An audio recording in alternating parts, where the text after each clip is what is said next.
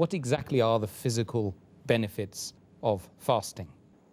Since fasting mainly involves in abstaining from food, drink, and sex from dawn up to sunset, here we realize that the stomach is the main organ of the body which has the maximum diseases, maximum ailments.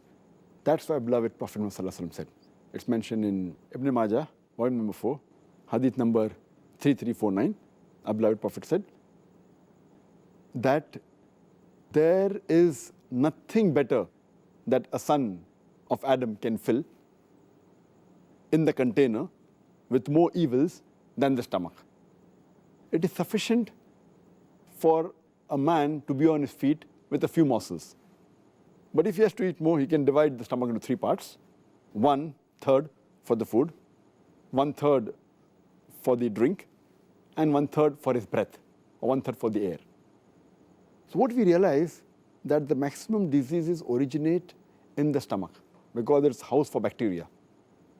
And the food that we eat, it enters the stomach. From the stomach, it gets digested, goes into the intestinal tract. Then the food nutrients enter the bloodstream and then goes to almost all the different organs of the body. And we realize that the stomach is working continuously throughout the life. It never gets any rest. When we fast, this stomach, which is a very delicate organ, though it's very delicate, it is a very complicated organ.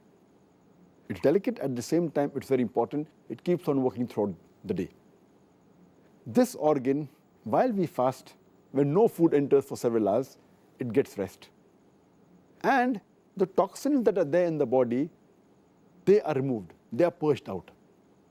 So fasting is a very good way that physically it's beneficial for the body. It removes all the toxins and it helps in various diseases. What about the psychological impacts upon the human psyche regarding fasting? I think that's very important. As far as the psychological dimension is concerned, fasting helps in patience, forbearance, and perseverance. It helps a person to increase his self-control, his self-worth. It helps him to increase the self-reflexivity. Also, the self-training and discipline is improved. The main psychological benefit of fasting is the increase in patience and perseverance. And it can make a person who says, I cannot do, it can make him say, I can do. And fasting helps in the conditioning of the heart, body, mind, and soul. It improves the overall dimension of the human being. And fasting is a sort of training. It even helps in behavioral change. And changing a behavior is very difficult. A person who's used to a particular behavior, to change a person's behavior is very difficult. It is, as we say, that the best type of jihad is jihad fi nafs. That is, striving against your own soul. So to change the habits is one of the things which is most difficult, which fasting can do.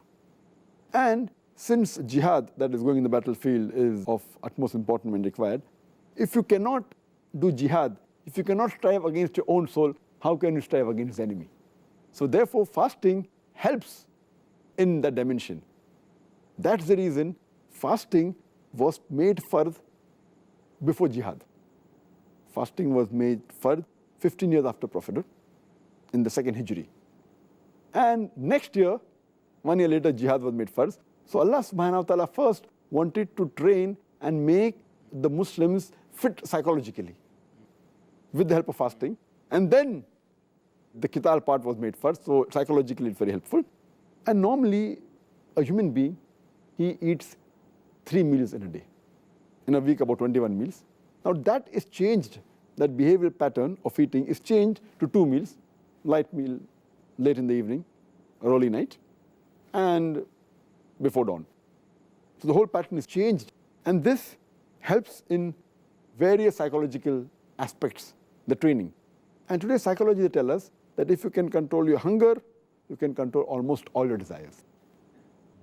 Actually, from the psychological aspect, myself, just to add something there, it was the fasting in the last week and a half of Ramadan, which changed it for me. It changed my mind totally. Alhamdulillah. And that's what actually led me to taking the Shahada. Alhamdulillah.